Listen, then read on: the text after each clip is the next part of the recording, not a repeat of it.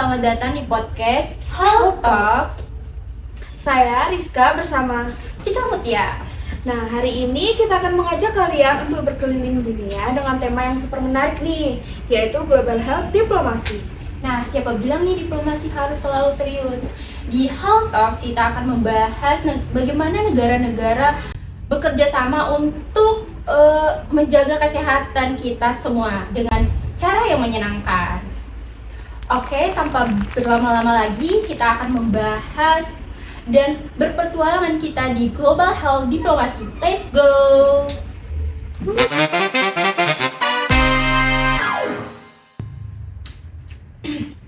Nah, sebelum masuk ke pembahasan yang lebih kompleks, kalian udah pada tahu atau belum Global Health Diplomasi itu apa?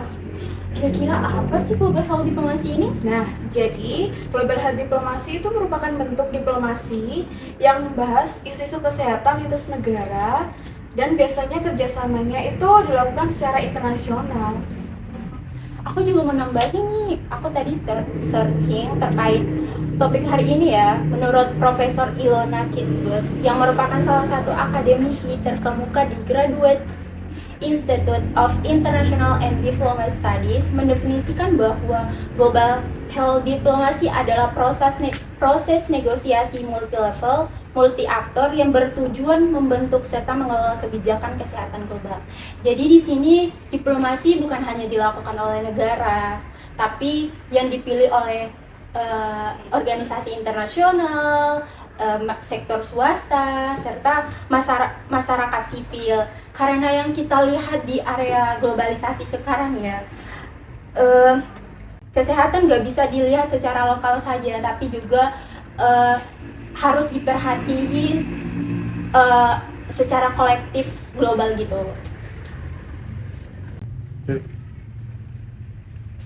Wah, ternyata pembahasan global health diplomasi ini sangat seru ya. Nah, teman-teman semuanya nih, kita akan bahas lebih lanjut seberapa pentingnya sih global health diplomasi ini dan mengapa global health diplomasi ini menjadi game changer untuk kita semua ya. Nah, jadi Global Health Diplomasi itu sangat penting karena di dunia sekarang itu kan saling terhubung ya. Jadi isu masalah kesehatan itu nggak bisa lagi ditangani oleh satu negara aja. Nah, misalnya COVID-19 nih. Nah, itu kan penularannya udah lintas batas ya. Jadi negara-negara itu butuh tempat nih untuk melakukan kerjasama internasional. Nah, biasanya itu lewat diplomasi. Nah, di situ nanti negara-negara akan berunding dan bicarakan tentang kayak penanganannya itu gimana, misalnya lewat saling memberi ide, terus habis itu memberikan bantuan kayak teknologi medis gitu juga. Dan kalau kita lihat-lihat ya, global health diplomasi ini kan jadi jalan penting untuk pencapaian ketahanan kesehatan kita semua ya. Semua negara. Misalkan nih Indonesia kan punya target vaksinasi 70% ya kan ya dari populasi mereka. Untuk mencapainya tuh pemerintah perlu melakukan kerjasama multilateral dan bilateral enggak sih? Karena bukan hanya untuk vaksinnya saja, tapi dia tuh juga mendistribusikan secara adil untuk keseluruhan wilayah di Indonesia. Itu sih. Oke. Jadi keberhasilan ini sejalan dengan langkah Indonesia yang juga berupaya untuk menjaga stabilitas nasional melalui diplomatik ya. Jadi dalam situasi krisis ini, Indonesia menunjukkan bahwa solidaritas global itu sangat penting.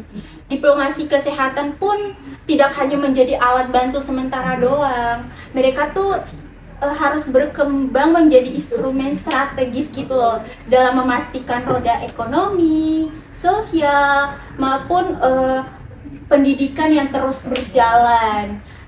Makanya dari sinilah mereka tuh kerjasama antar negara itu terbentuk. Jadi kira-kira Apa saja sih bentuk kerjasama antara Korea Selatan dan Indonesia? Nah, bentuk konkretnya nih ya. Pertama, Korea Selatan itu ngirimin kita alat tes COVID-19 kayak CPR kits gitu. Terus Korea Selatan itu juga mengirimi kita masker APD buat tenaga medis kita, karena waktu itu kan tenaga medis kita kan jadi garda terdepan gitu kan ya dalam mengatasi hal ini tuh. Nah, nggak cuma itu loh. Korea Selatan juga kasih pelatihan teknis tentang bagaimana sih melakukan contact tracing yang lebih efektif ya, dengan pengalaman mereka sendiri. Dan yang gak kalah keren nih, ada kerjasama riset vaksin antara medis Indonesia dan Korea Selatan sendiri. Jadi ini bukan bantuan sepihak aja ya, tapi kolaborasi dua arah untuk saling menguntungkan. Nah, karena kerjasama ini dilakukan lewat jalur pemerintah, makanya di sini letak aspek global health diplomasi. Betul, jadi diplomasi kesehatan global itu bukan hanya berfokus pada medis saja, tapi relasi antar negara yang dibangun. Dan yang gak kalah penting dari kerjasama ini, hubungan Indonesia dan Korea Selatan makin erat ya, bukan hanya di bidang kesehatan doang, tapi mungkin semoga di bidang politik, ekonomi sama sosial ke depan ya. Wah, kita udah belajar banyak ya, udah membahas tentang global health diplomasi, pentingnya global health diplomasi, dan serta contohnya ya. Nih kita masuk di bagian yang paling penting, tantangan global health diplomasi saat pandemi COVID-19.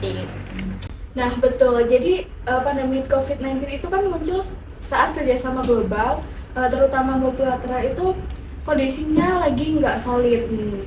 Nah banyak negara itu justru lebih mementingkan kepentingannya sendiri gitu. Nah padahal sementara itu isu kesehatan udah jadi bagian yang nggak bisa dipisahkan geopolitik global ya. Jadi soal diplomasi kesehatan ini yang lewat WHO ya, harusnya jadi peran utama bagi negara-negara yang ingin kerjasama dan nunjukin komitmen bareng mereka buat kesehatan semua orang yang dimana mereka tinggal ya. Sayangnya itu di Indonesia tuh juga mengalami nih kayak ketimbangan vaksin gitu, terus lemahnya sistem kesehatan. Jadi kan kita perlu kerjasama sama Korea Selatan nih buat memajukan hal tersebut gitu.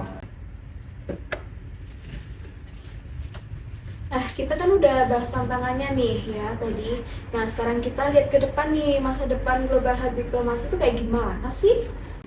Nah pembahasan yang menarik nih, masa depan global health diplomasi kita harus lebih siap melihat ke depan ya dibanding yang kita alami selama pandemi yang kemarin. Jadi kita harus belajar dari pengalaman atau masa lalu. Selain itu riset dan inovasi juga harus didorong ya, karena dengan informasi yang lebih akurat dan teknologi yang terus berkembang, makanya negara-negara lebih cepat respon terhadap krisis yang ada. Dan yang gak kalah penting nih, memperkuat sistem kesehatan global yang adil. Dan setiap negara itu harus sadar bahwa kesehatan itu bukan cuman urusan domestik ya, tapi juga bagian dari tanggung jawab global atau bagian dari tanggung jawab kita semua. Iya, negara harus siap melindungi semua warga negaranya. Sistem yang kuat itu bukan hanya buat hari ini aja, tapi buat masa depan juga, biar kita tuh kalau ada krisis mendadak itu nggak gagap gitu loh. Benar, karena diplomasi kesehatan global kan bisa jadi fondasi untuk mendukung dunia ya, yang lebih tangguh, lebih sehat, serta lebih adil. Wow, luar biasa sekali ya, akhirnya kita sudah belajar tentang banyak hal, dimulai dari apa itu global health diplomasi, seberapa penting global health diplomasi, serta contoh dan tantangan global health diplomasi. Betul, semoga hal ini tuh bisa jadi inspirasi buat kita semua. Dan semangat untuk berperan dalam kesehatan dunia. Ingat, tindakan kecil bisa jadi langkah lebih besar. Bye bye.